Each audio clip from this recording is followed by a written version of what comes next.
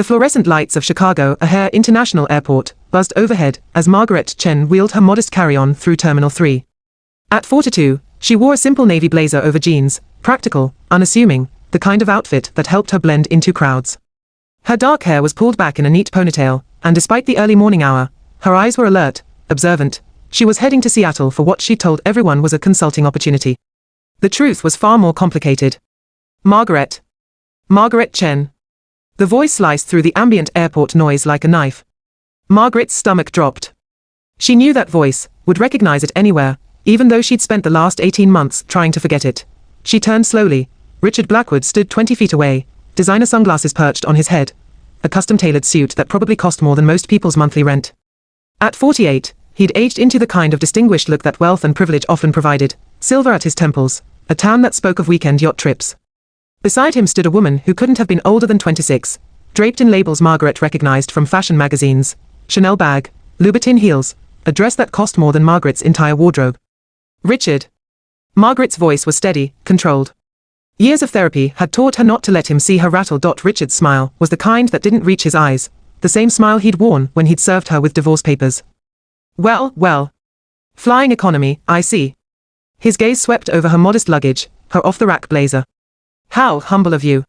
The young woman beside him, Celestia, Margaret vaguely recalled from the social media posts she'd forced herself to stop looking at, giggled. It was a sound like wind chimes, pretty and empty. Richard, who is this? Celestia asked, her voice dripping with manufactured sweetness.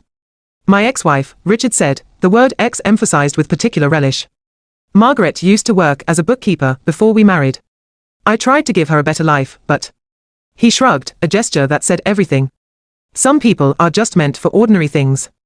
Margaret felt the familiar burn of humiliation crawling up her neck, but she kept her expression neutral. Around them, other travelers were beginning to notice, some slowing their pace, others pretending not to stare while absolutely staring. We're flying to Paris, Richard continued, apparently not done with his performance. First class, naturally. Celestia's never been to the Louvre.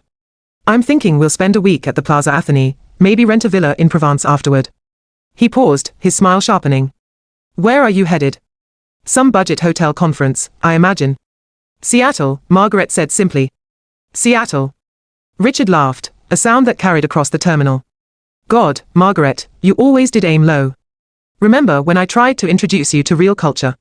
The opera, the gallery openings. You just couldn't adapt. You were too small town for that world. Celestia placed a manicured hand on Richard's arm. Baby, we should get to the lounge. We don't want to miss our flight. Of course, darling.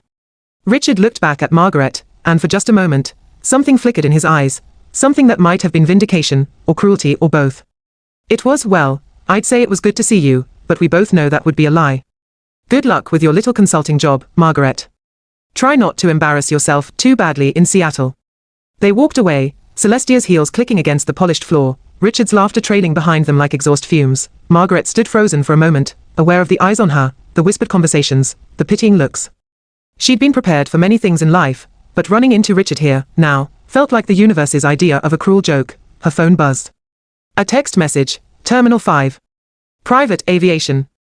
Car waiting outside. Margaret allowed herself a small, private smile. Then she picked up her carry-on and headed in the opposite direction. Victoria Park, CEO of Park Industries and Margaret's closest friend since college, sat in the back of a black SUV, reviewing documents on her tablet. At 63, Victoria had built a tech empire from nothing. A Korean immigrant who'd arrived in America with $200 and a computer science degree, now worth an estimated $8.2 billion. Ms. Park, her assistant, James, spoke from the front seat. Ms. Chen's flight lands in 40 minutes. Good, Victoria said, not looking up. Is the jet fueled? Yes, Crew's ready. I've also arranged for the Bentley to meet her at Terminal 3, but what? James hesitated. Our driver spotted her ex-husband in the terminal. Richard Blackwood. Victoria's head snapped up, her eyes sharp. Where? Terminal 3, near the economy gates. Victoria's jaw tightened. She'd met Richard exactly twice, once at Margaret's wedding, where he'd spent the entire reception talking about his hedge fund and barely acknowledged his bride, and once at a charity gala where he'd tried to pitch Victoria an investment opportunity, while his wife stood silently beside him like an accessory. Change of plans, Victoria said. I'm going in personally.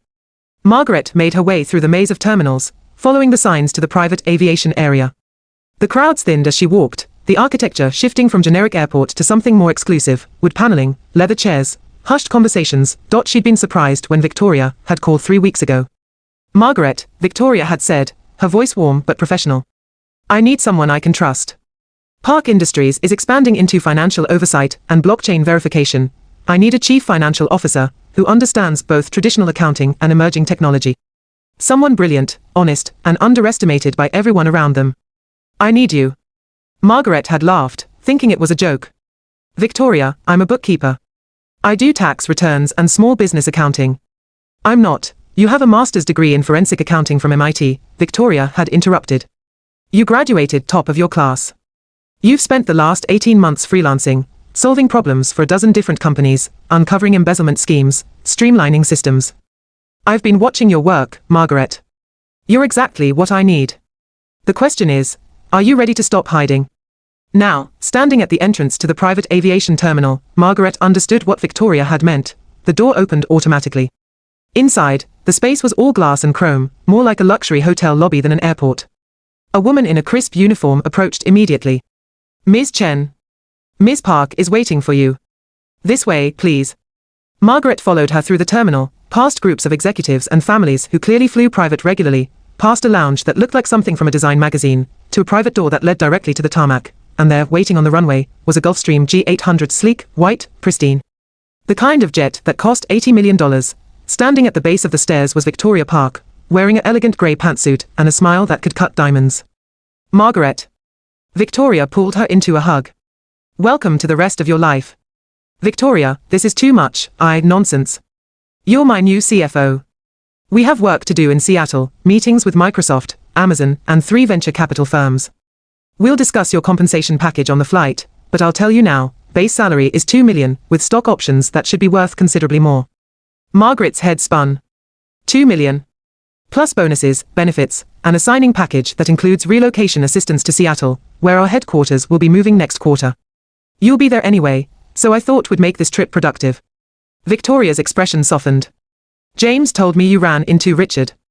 Margaret's face must have shown something, because Victoria squeezed her hand. I know what he did to you, Victoria said quietly. How he convinced you to quit your job to support his career. How he told you that you weren't sophisticated enough for his business world. How he made you feel small and stupid and grateful just to be married to him. And then, when his hedge fund took off and he didn't need you anymore, how he traded you in for a newer model. Margaret blinked rapidly, fighting the sting in her eyes. Victoria, you are brilliant, Margaret. You always have been. Richard was intimidated by you, by your intelligence, your integrity, your potential. So he spent 10 years making you forget who you were. Victoria's voice was steel now. But I didn't forget. And now it's time for the world to remember. Back in Terminal 3, Richard and Celestia had settled into the first-class lounge, champagne in hand. Who was that woman, really? Celestia asked, scrolling through her phone. Nobody, Richard said dismissively. Margaret was just a phase. Before I understood what I really wanted in a partner. You said she was a bookkeeper. Barely even that. She did tax returns for local businesses, helped people balance their checkbooks. Very small time. Richard sipped his champagne. I tried to elevate her, but she didn't have the capacity for growth. She was always going to be ordinary. Celestia frowned at her phone. That's weird. What? I just Googled her name. Celestia held up her phone, showing a LinkedIn profile. Margaret Chen, Masters in Forensic Accounting from MIT, specialized in corporate financial analysis and fraud detection. Freelance consultant for the last 18 months with client lists that include, oh my God, Richard. These are Fortune 500 companies. Richard grabbed the phone, his face paling as he scrolled. That can't be right. She must have exaggerated, there are testimonials here. And news articles. Celestia scrolled further. Wait, there's something from this morning.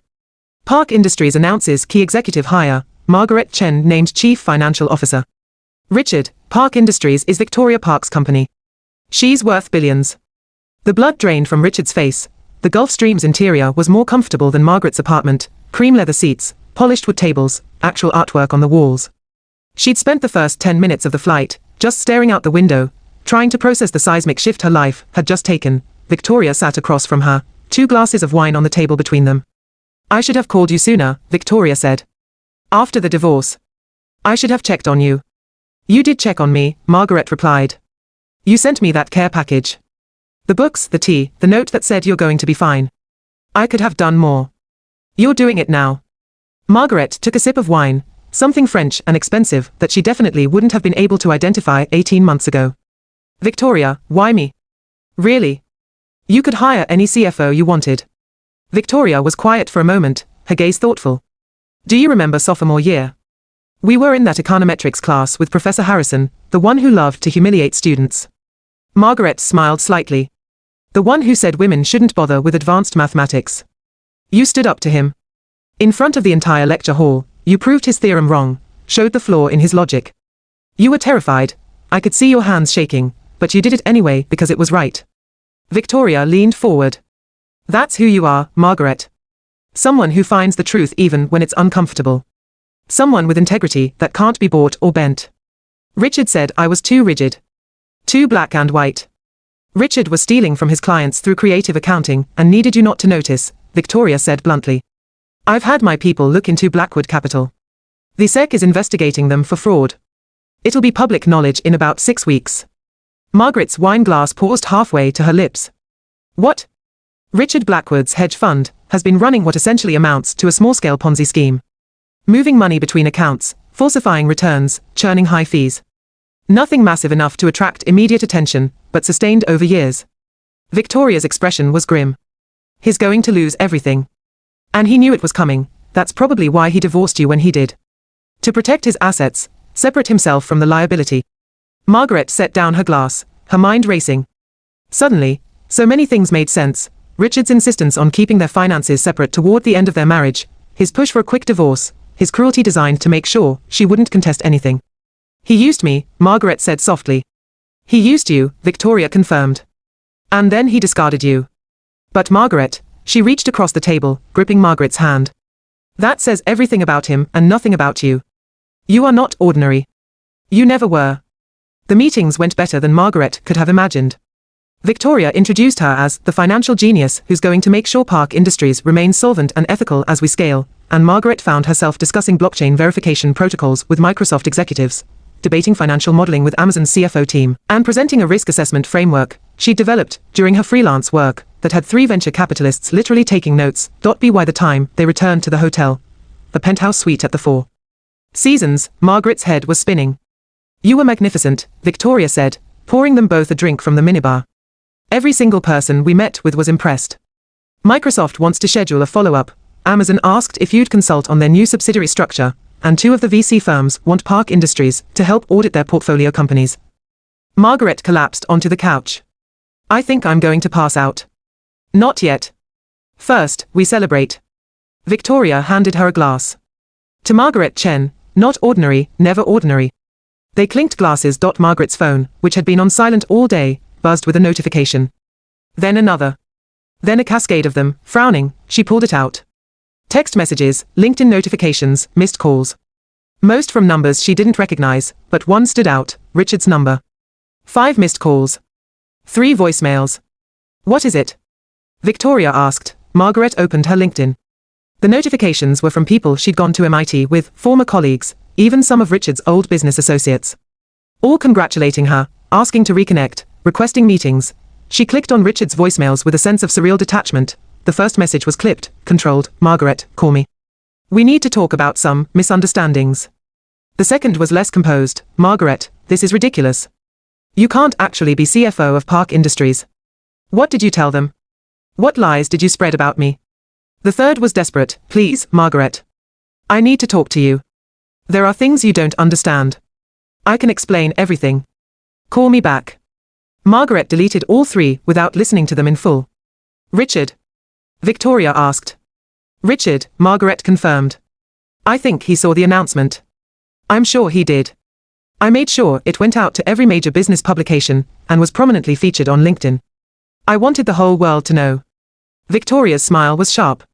Especially people like Richard, who bet on you staying small. Margaret returned to Chicago to pack up her apartment, arrange the move to Seattle, and tie up loose ends. She hadn't expected to see Richard again, had hoped, actually, to avoid him entirely, but fate, or coincidence, or perhaps just the cruel humor of the universe, put them in the same place one more time. she was at Giovanni's, an Italian restaurant downtown, where she was meeting a friend for lunch, when Richard walked in with a man in an expensive suit, a lawyer. Margaret guessed from the briefcase and the grim expression. Richard saw her immediately. For a moment, he looked like he might turn around and leave. Then something, pride, desperation, or sheer stubborn stupidity, made him walk over. Margaret. She looked up from her menu, her expression polite but distant. Richard. He looked terrible. Not physically, he was still well-dressed, still handsome in that polished way, but there was something diminished about him. His shoulders were tight, his smile forced, his eyes shadowed. I heard about your new position. Congratulations. Thank you. An awkward silence stretched between them. The lawyer hovered nearby, clearly uncomfortable. I wanted to apologize, Richard said finally. For what I said at the airport. It was cruel and uncalled for. Margaret set down her menu. You meant every word. I know, I was just surprised, Anne, Richard. Her voice was calm, almost gentle. You spent 10 years making me believe I was ordinary. That I should be grateful you married me, that I was lucky to be associated with your success. You convinced me to give up my career to support yours, and then you made me feel stupid for not being sophisticated enough for your world. She paused. But the truth is, you were afraid of me. Afraid of what I might become if I stopped believing your lies. Richard's face flushed. That's not. I gave you everything. You gave me a cage and called it a castle, Margaret said. And when I finally got free of it, I remembered who I was. Someone who doesn't need anyone's permission to be extraordinary. The SEC is investigating me, Richard said abruptly, desperately. My firm, the fund, it's all falling apart. I could lose everything. Margaret, you know accounting, you understand finance. I need your help. I need someone who can look at the books and find a way to what? Margaret's voice was ice now. To help you hide fraud. To falsify records. To make your crimes disappear. Richard's silence was answer enough. I find the truth, Richard. That's what I do. I don't bury it. Margaret stood, gathering her purse. You made your choices. You took shortcuts, you lied, you hurt people, including me, to get what you wanted. Now you get to face the consequences. Please, Richard said, and there was genuine desperation in his voice now. Margaret, I'm sorry. For everything. For how I treated you, for what I said, I don't accept your apology, Margaret said simply. Not because I'm cruel, but because you're not actually sorry. You're just scared and alone and realizing that the people you stepped on while climbing the ladder aren't going to help you on the way down. She met his eyes. I hope you learn from this, Richard. I hope you become a better person. But that's not my responsibility anymore. She walked away, head high, and didn't look back. Margaret stood at the floor-to-ceiling windows of her new office on the 42nd floor of Park Industries headquarters, looking out over Puget Sound. The sun was setting, painting the water gold and pink, and for the first time in years, she felt completely at peace. Behind her, Victoria entered carrying 2 coffee cups. Still admiring the view. Every day, Margaret admitted. I keep thinking I'm going to wake up and this will all be a dream. It's not a dream. It's what you earned. Victoria handed her a coffee. How did the presentation to the board go? They approved the new ethics and transparency framework. We'll be implementing it across all divisions starting next quarter. Margaret smiled. 3 board members told me it was the most comprehensive financial integrity system they'd ever seen. Because it is. Victoria clinked her coffee cup against Margaret's in a mock toast. You know, I've been thinking about that day at the airport. The day you saved me with a private jet. I didn't save you, Margaret. I just gave you a ride. Victoria's expression was serious now. You saved yourself. You spent 18 months rebuilding, learning, growing, refusing to believe Richard's version of who you were. All I did was recognize what was already there. Margaret thought about that, about the woman she'd been at the airport, wearing her modest blazer and wheeling her carry-on, trying to make herself invisible. And then she thought about the woman she'd become, CFO of a major tech company, reshaping how a billion-dollar corporation thought about financial ethics, earning the respect of people she'd once thought were out of her league. He's going to prison, Margaret said quietly. Richard. The SEC announced it this morning. 5 years, plus restitution to his clients. How do you feel about that? Margaret considered. Sad. Not for him, exactly, but for who I thought he was. For the time I wasted. For the version of myself I lost to his lies. She turned to Victoria. But also free. Because I'm not that person anymore. I'm not ordinary Margaret, who should be grateful for scraps. I'm just Margaret, and that's enough. More than enough, Victoria said softly. You're extraordinary. Always have been. They stood together in comfortable silence, watching the sun sink below the horizon, two women who'd refused to believe the world's small opinions of them, who'd built empires and careers and lives on their own terms, and Margaret Chen, who'd once been told she was too ordinary for greatness, smiled. Your worth is not determined by someone else's perception of you, especially someone who benefits from keeping you small. The people who truly matter will see your value even when you can't see it yourself. Sometimes the greatest revenge isn't revenge at all, it's becoming who you were always meant to be.